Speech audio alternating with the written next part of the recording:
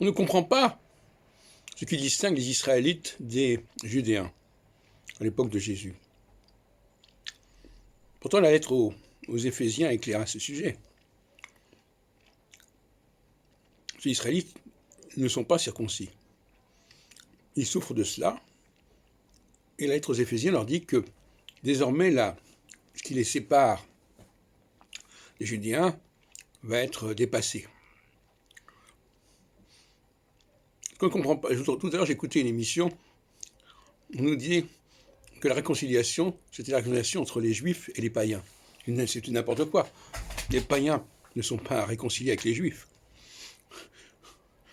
La réconciliation se fait entre des gens qui ont été proches et qui se sont séparés, ce qui n'est pas le cas des païens. Donc, ce sont les Israélites qui sont séparés pour toutes sortes de raisons.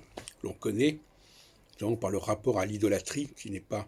Ils pensent qu'il faut donner une image de Dieu, ce qui est rejeté par les Judéens.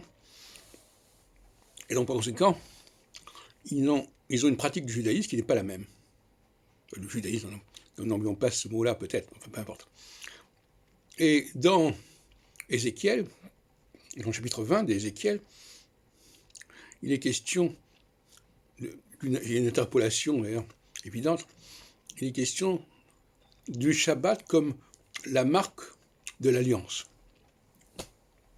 Ce qui était rapproché du chapitre de la Genèse, où on dit que c'est la circoncision qui est la marque de l'alliance. Alors, comme par hasard, dans la lettre aux Éphésiens, on nous dit bien qu'il y a un problème avec la circoncision.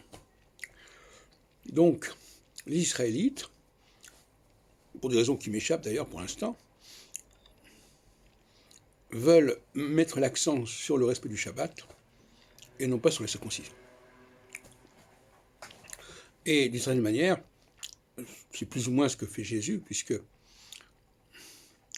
il refuse la circoncision pour le christianisme, et bien que lui-même était des circoncis, c'est autre chose.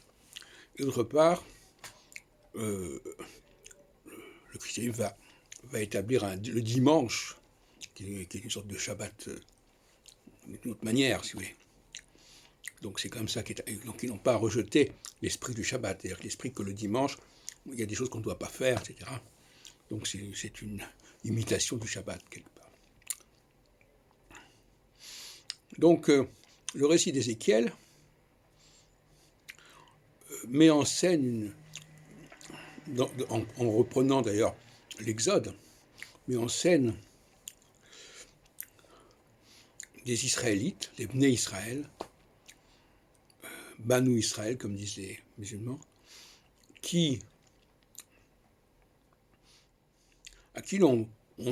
pour lesquels on instaure les commandements shabbatiques.